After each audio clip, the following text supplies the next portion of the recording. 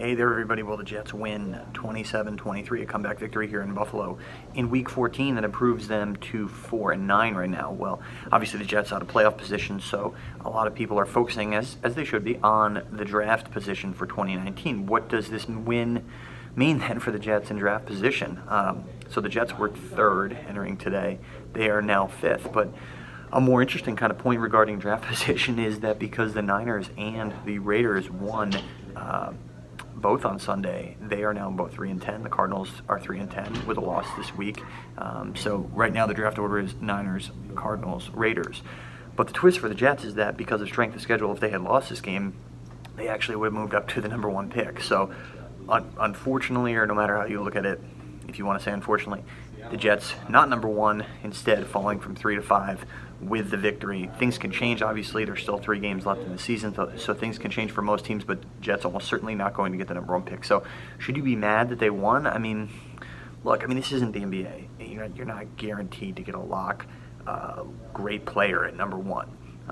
The value of that high pick, if you are #1, you don't need a quarterback, is you can trade that and get a significant haul of draft picks, which if you're a rebuilding team like the Jets, that's pretty good. You want that. The more picks, the better when you're rebuilding. But look back at 2014. The Jets were 2-11. They finished 2-1 that year to go 4-12. In that draft, they wound up picking Leonard Williams 6.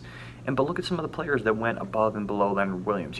Obviously Winston and Mariota, the quarterbacks, go high. Dante Fowler goes #3. He hasn't been all that great. Leonard Williams at 6, so did the Giants take Eric Flowers at 9 in that draft? He's been terrible. Todd Gurley, a great player, goes 10th.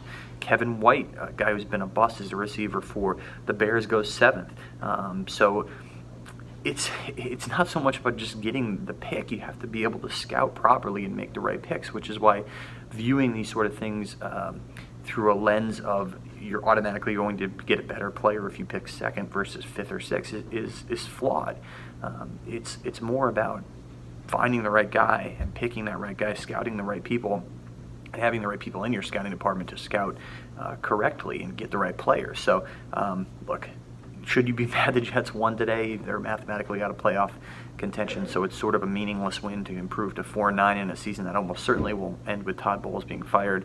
You can be mad if you want to be mad, but it's sort of illogical to look at it just in such a narrow lens. You really have to understand that the draft is about more than where you pick, with the exception, of course, that the Jets, since they don't need a quarterback, could do something with that #1 pick. Could trade it. But the Jets would obviously have to do their part if they lost today and lose out, to hang on to that #1 pick. So a lot of twists and turns here, but obviously some Jets fans will be disappointed that they didn't lose, considering the fact that they would have moved up to #1 with the strength of schedule factor. But there they are right now at #5, and probably almost certainly not going to crack that group of 3-10 teams, the trio right now, and move up to the #1 pick.